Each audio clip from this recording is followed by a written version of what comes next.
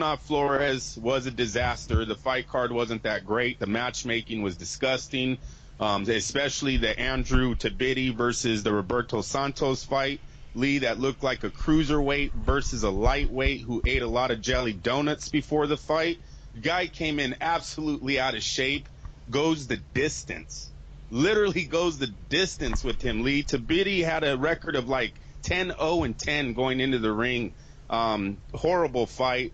We watched Ramos get knocked out again, overmatched. It was a great knockout, but you know how many times does Ramos have to lose before we take him off the TV? So it's I don't see the ratings doing good. You know, social media right after this fight, obviously they played right into the HBO card. So everyone was tweeting and doing Facebooking about the Kovalev fight. Did not see too many backlash on the Shumenov-Flores bout. I doubt the ratings could get 500,000. You know what, Andrew? You don't like PBC because you're a racist. Right. Yep, and I'll say it again. I still don't know what color Al Heyman is. So how can I be a racist? I can be a bigot because I think Al Heyman's an asshole, and I discriminate against assholes. That would be a bigot. People get this confused. Oh, you're a bigot. That means you hate people. No, I hate people for a specific reason. Generally, they're dumb or they're an asshole. And Al Heyman falls into asshole category. And I feel bad for all the fans because you guys really think you're getting real boxing. And the reality is, this is the interim cruiserweight BS championship. And if HBO didn't have a fight that night, this thing would have blown up horribly on the internet. Tell me, Will, what did you think of the current product from Mr. Heyman? I think we should still give it a chance, you guys. Even though it's like an aftermarket version of Friday Night Fights on Saturday. I'm not really impressed so far. But one thing I do like is the consistency of boxing still being put out there. It seems like it's pushed on TV a lot more. You hear a lot about boxing, but the product that it's producing kind of sucks. It's almost like, hopefully it's PVC. I'm comparing it to a Honda, you guys. The main reason why, because everybody knows when Honda came out, it fucking sucked, right? Fucking terrible. Now you can get a top-notch Mercedes like Honda. It's one of the best cars out there. Hopefully it goes like that. But other than that, yeah, it's pretty pathetic right now. I mean, we have Paul Malignaggi versus Mrs. Cherry Picker out there in Philadelphia, and that's supposed to be a headliner. I mean, don't know where it's going. Hopefully it's going up. I say give it a little bit more chance. Lee, you say 2 years. That might be it. And if that is the case, hopefully they bring Friday Night Fights back, because one thing I don't like about the PVC is, not to talk bad, but I hate the commentary, dude. It's just awful. I mean, well, and you say it's that awful, period. I mean, I get what he was trying to do, which was take the UFC model and do it with boxing, which there's nothing wrong with it. But if you're going to be obsessed over the WBA, WBC, and IBF, you're going to fall into the same problem. Like, if Al was really revolutionary, right? Here's how you do it. You get all these boxers and you just fight them out. And the best guy wins, and you call him the PBC champion and give him a new belt, and fuck the WBA, and fuck the WBC, and fuck the IBF. But nobody wants to do that because they respect those belts. You know what? The fans don't give two shits about the three major sanctioning bodies anymore. We know too much. Boxing fans now live in an age where we can go online and we know how corrupt it is. We're tired of manufactured champions. And I would respect Al more if he started to have his own, this is the best of the best guy. We're going to have a tournament. I got 6 guys in the welterweight division, and over the next year, I'm going to make these fuckers fight, and I'm going to find out who the best welterweight is that I have. Well, it sucks when these guys are already prepaid, seems like, you know what I mean? Because not only that, you guys, he has dates to fill. This guy, he's signed contracts for 2 or 3 years with some of these networks. He can't just bust his load on the first year. You know, this is why we're going through this. Hey, I gotta be honest. Give me like one good card. Hey, what did Andre Ward say at that one fight? Oh, you can't bust your whole load in the first round. Yeah. Well, Al Heyman is clearly a 60-minute man, and good for him. But I mean, the real reality of where boxing's at, you would think the way everybody talks about the PBC that I would have had one pay-per-view caliber PBC card somewhere in the pile. Somewhere. Yeah, nothing. You're right, Leah. He said he's the most powerful man in the sport. He has 160 plus fighters, and it's not producing that great card that we're all hoping. It's not even producing numbers. You guys, this series is still going off of the first show. Guerrero versus Thurman is still the highest watched PBC match there is. And Willie, you just said how many fights they put on. You like seeing that? How could we have this many fights and we're still going off of the very first one they ever did? At some point, you got to say it's hurting the sport, because if the fans aren't tuning in and you're constantly putting out a product, obviously they don't like your product, which means they're talking just as bad about the sport as they were before the PBC ever came. So I don't know if Al Heyman's digging us out of this hole or actually putting us farther down in it. So, he's got to make some matches. I'm going to tell you, Mares versus Santa Cruz, you guys, I expect extremely good numbers from that fight. That fight's on ESPN. Both of those fighters are well known in one of the biggest markets in this sport, if not the biggest. I expect those numbers to be great. And when the networks and when Al Heyman and his investors see those numbers, they have to keep that ball rolling, and hopefully they do. Hopefully they will see, yes, 5 million homes will tune in if you're putting up the best versus the best, and he'll give us some more of these matches. Last but not least, don't want to forget to talk about Jean Pascal, who fought on Saturday night as well. He was across the street from me. I was seeing Rush away. And Jean Pascal, former WBC light heavyweight champion Jean Pascal, won a controversial 10-round decision over previously unbeaten Cuban national team member Yuri Gonzalez. I'm going to just say it's Yuri. It's Yuniski Gonzalez. Yuniski, yes. Yeah, I get that, but Yuri sounds better.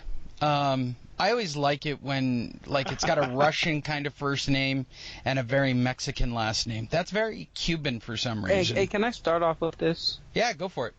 Okay, I know the Cubans they've been here, but they haven't been here a long time.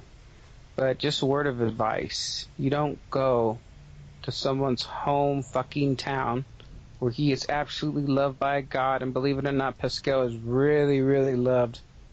You don't go out there and make that fight. You fight him in a neutral area. Well, they're in Vegas, Willie. It don't matter, dude. A neutral area for me is Cubans. If you want to build your record, fight in Florida. Yeah, that's neutral. Because as many Canadians that are out here in Las Vegas, that is neutral ground. That's not neutral ground for any Cuban, even though there is a lot of Cubans out here. Believe it or not, there's Cuban restaurants everywhere. Do not come this far from the island. Go right to Florida. Maybe as far as New York, but don't go anywhere else. Don't cross the border into Canada or don't fly over to Las Vegas. Last night's decision, bullshit. But at the same time, that's what you get for coming all the way over to Las Vegas and not getting a knockout. What did you Yeah, here's my comment. You've got a Canadian band at the MGM. You've got a Canadian at the Mandalay Bay. This town was chock full of... He got honored that Tuesday, remember? No, Kovalev was honored by the city of Las Vegas. Yeah, Kovalev was, yeah. Yeah, now, dude, you gotta understand, there is a shitload of Canadians out here. Excuse me, Kovalev's not Canadian, my bad. No, he's Russian, bud. Yeah, I don't know what your problem is. My bad. Yeah, it's alright. Too much cost. Russian, bud. You pulled an Al Heyman. Listen to me. Here, hold on. I applaud the judges for the scorecards, Lee. I'm going to tell you, they didn't let the crowd dictate that fight. They obviously didn't hear the bullshit commentary by HBO, that crap they were feeding to the fans on that fight. I like Gonzalez. I want to see Gonzalez again. I thought he did really good. I had the fight 2 points going to Pascal, so it was a close fight. He didn't win that fight, though. I'm sorry. He missed punches. He hit him behind the head, I don't know, a dozen times maybe, in the back. It was a great fight. It was a close fight, but the right fighter won last night. HBO, they're full of shit. They just like building fighters to try to get someone to get in the ring with Kovalev. If you heard right away, after Max Kellerman was trying to eat up the judges for the scorecard, right away said, I want to see Gonzalez versus Kovalev. Why? Why not Gonzalez versus Pascal, the rematch? They said that. Bring that fight right back, because it was a very close fight. And there's one round that I have as a swing round. I think it's the third or fourth round that you can really go either way. But Lee, Gonzalez had no defense. He had no head movement. Look, in the first 2 rounds, I don't know if you got the same feeling, Will, but after the first 2 rounds, I never went back to the PBC match. I'll be truthful. I didn't watch Flores, the end of Flores versus Shumenov. Didn't watch it. This fight was awesome. These guys were throwing. Gonzalez came out, and he just went to war with Pascal. But Lee, he left his head wide open. Every time Pascal countered with something, he landed a flush shot right on the Cuban's chin. The Cuban didn't land as many flush shots on Pascal. He landed a lot. You know, Fightnews put out a good title. It says Pascal survived a Gonzalez assault. And that's what it was. It was an assault by Gonzalez, low blows, back of the head, back shots, head shots. He was swinging, but he didn't do enough to beat Sean Pascal. Pascal had the boxing generalship. He had the defense because he made Gonzalez miss a lot of punches, going bobbing up and down.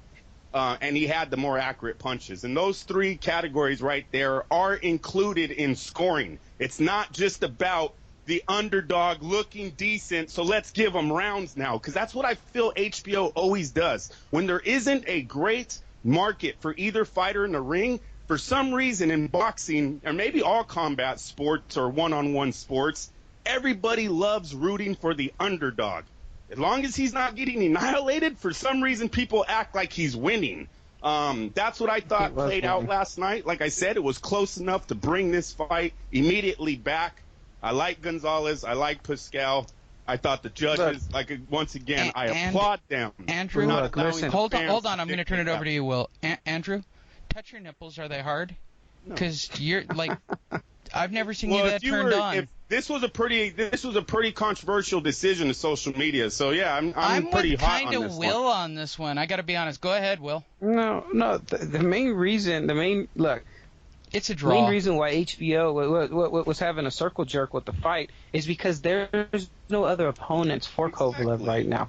So they're sitting there going back and forth. But in my eyes, I thought Pascal lost. I thought he literally lost. I thought he was supposed to annihilate this guy. That's why I didn't even want to watch it. And then they went to war. 16-0-12, Willie. You know what? 16-0-12. Yes. I know that's a very proven record, but I guess nowadays not proven, he's a somebody. He's not. He's definitely not. What was he, an amateur until he was 30? And I don't buy that bullshit either. He's a Cuban fighter. So I thought Cubans are good fighters. Okay, Andrew.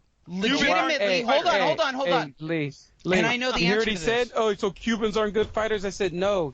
I didn't say that. I said he's not a good fighter. He should have been knocked out that night, which should have led to the rematch to Kovalev. But no, he went to war. Oh, see, that's Andrew, can you name the last? He was undefeated. Hey, Lee, go take a fight. Knockout. Hey, you never heard that in our sport? Hey, Lee, go fight 16 bums. Did you see knockout 12? But he was undefeated. Did you see how emotional Gonzalez was after this fight? Did you see that? Andrew, can you name Not hard to knock any that fighter? And I can only think of one in the last 10 years. Can you name a fighter who had a record like 16-0 with 14 knockouts? Guillermo Rigondeaux. Rigondeaux. He's one of the best fighters in the world right now. Okay, you're at 1. Keep going. And they then barely it jumps to like Kostya Tszyu. You guys have to remember, this whole transition of Cuban fighters being able to defect from the country to get over here and turn to pros, this has barely started. There are many Cuban fighters that are coming out, but they came out aged. They came out in their 30s. Just wait. When the news of Castro is either he's gone or he's giving up total power, when these guys start coming out earlier in their could you imagine Guillermo Rigondeaux in our sport in his 20s? And he would have been dominating for how long? These guys, they're coming. This is the first wave of a lot of fighters that are getting out. Yes, I know back in the days, 1, 2 maybe got away. In the last Olympics, didn't 4 of them get off of the team and go to other countries to try to turn pro? It's starting. Just like across the pond in